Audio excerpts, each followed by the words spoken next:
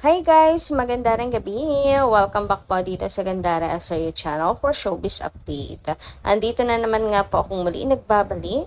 Ang nagmamaganda ninyong kadyosmosang Kim Pao, wala na nga pong iba, ang lokaret na si Gandara SRU. Mambubulaho na naman sa inyo ngayong gabing ito.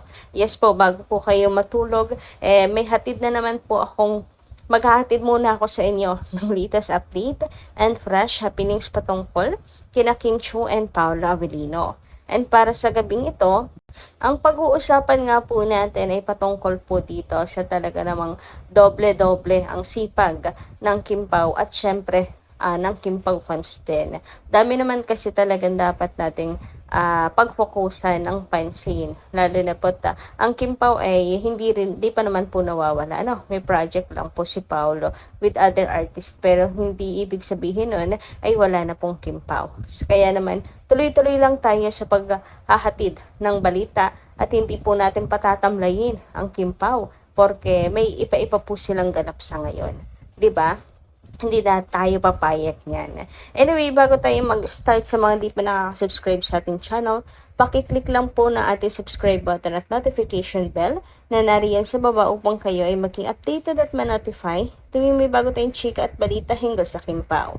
Basta mga balita na may kinalaman, kina Kim Chiu and Paolo Avellino, sagot na natin yan. And if rin po pala natin magpasalamat sa ating mga taga-subaybay. And ito po isa po makita ng pagbabasa ng kanilang komento. Ma-appreciate po natin ang kanilang bawat komento at opinion. And mapag-uusapan na rin po natin ang kanilang mga says, di ba, sa mga nagdaan po nating balita tungkol sa Kim Pao.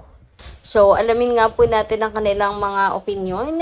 Ang first comment natin ngayong gabi po ay nagmula dito kay Longya TV Stick. Sabi niya dito, mga artista sila, kaya pwede palit-palit kapareha. Marami namang mag-asawa na ipinaras din sa iba, pero loyal pa rin sa asawa. Kaya suportahan na lang natin sila. Kahit sino kapareha. Kung talagang Kim Pao fans kayo, susuportahan nyo sila. Yan kasi ang hirap kapag may tag as love team.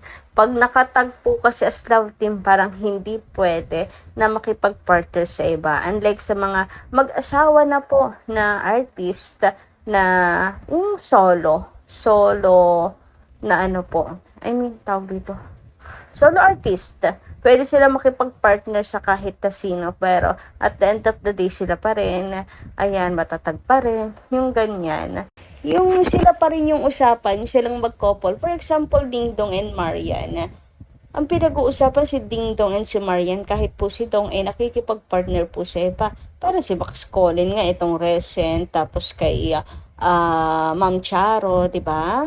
Pero Dong yan ang pinag-uusapan pa din. Kumbaga, ayun nga, partner, tandem silang dalawa, ganyan.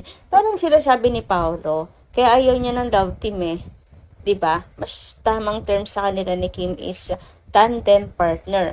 Ibig sabihin kasi ng partner or tandem talaga sa trabaho, partner sila sa trabaho, pinag-iisipan nilang mabuti, mag-partner sila, pinagdidesisyonan ang mga bagay-bagay, partner as in Diyosawa.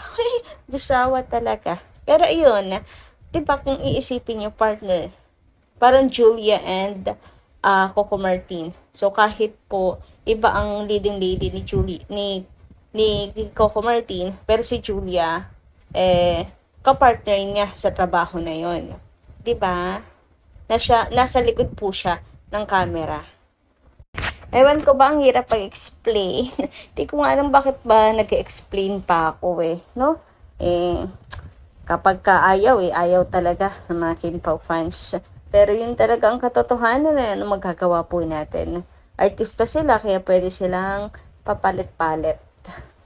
Pero importante noon, Kim Pao pa rin sa dulo, di ba? Anyway, dumako naman tayo sa komento nila Mang Visitasyon de Guzman at Len Chen. Sabi niya, nakakontrata pa ata yung project niya na gagawin. Kaya sa Paris, sinadit ata ang kasama. Walang susuporta dyan. Pinalit ni Pao kasikatan nila ni Kimi. Sayang, once in a blue moon lang yan. May edad na rin sila. Magaya yan, yung ex ni Kimi. Sa daming leading niya, hindi sumikat. Ganyan, mangyayari kay Pau. Hindi naman kasi iwan ni Pau po si Kim eh. So malayo pa rin po Ma'am Lin Chen sa ex ni Kim Chu na kahit sino na nakapartner, nga pa rin. Kasi hindi naman po iiwan ni Pau si Kim. May iba lang po siyang project, pero sila pa rin ni Kimi. Gets nyo pa? So, kung hindi man kumita, well, at least tinapos din po yung kontrata. Well, at least walang problema si Paulo, di ba? At least tapos na, tinapos niya yung dapat pong tapusin. Basta nagawa na niya. Yun ang importante. Nakasupport naman po si Kim Chu dito eh. And mukhang di rin naman po yan magtatagal. Samantala, ayon naman po dito sa comment ni Ma'am Norma Dayag, Gandara, nagtataka ako. Bakit may interview sila sa Rico ni Kim? Kung nasa France, kung live yung interview nila ni Kim kay Rico, how true is this? May project siya sa France. God bless KP, so with you, Gandara, and family.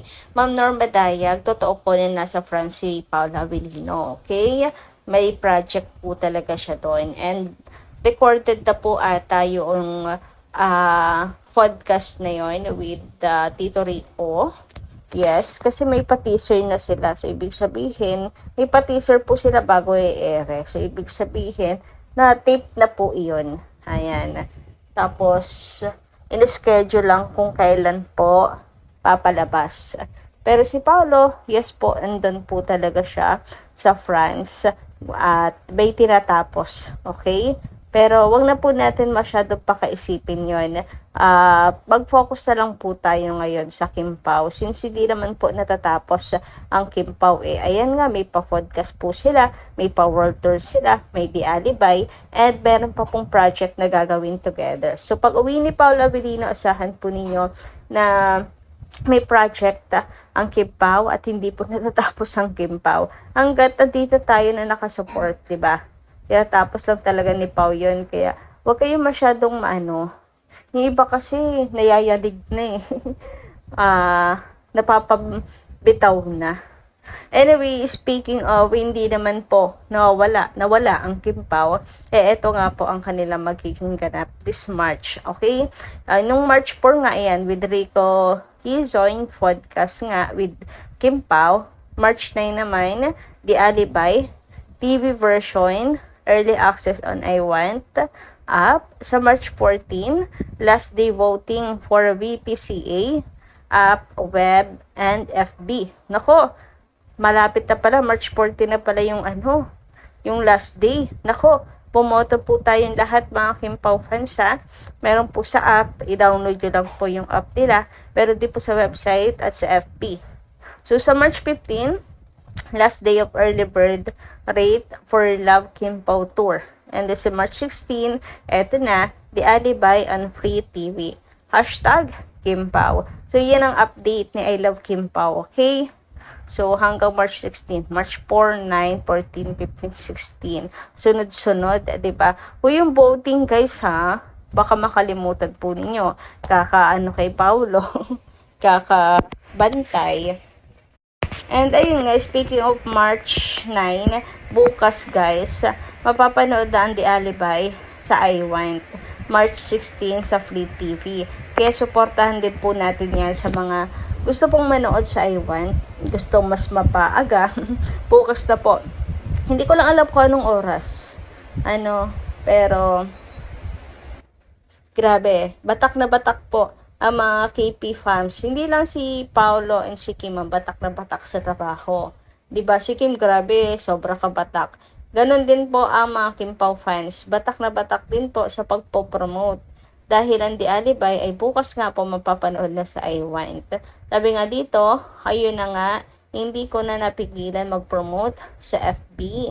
Dahil sa pagmamahal ko sa inyo, Kim Pao. Mas madami kasi casual na pwedeng makaalam doon. Yes, true. Ang dami kasing tao sa FB, diba? So, dapat tayo din po tumulong din sa pagpo-post nito sa social media para yung mga casual viewers, yan, at a sense, malaman na bukas ay meron na po yung mga articles I want malaman na bukas ay may maganda po silang palabas na mapapanood, which is ang The Alibay ng Kim Pao.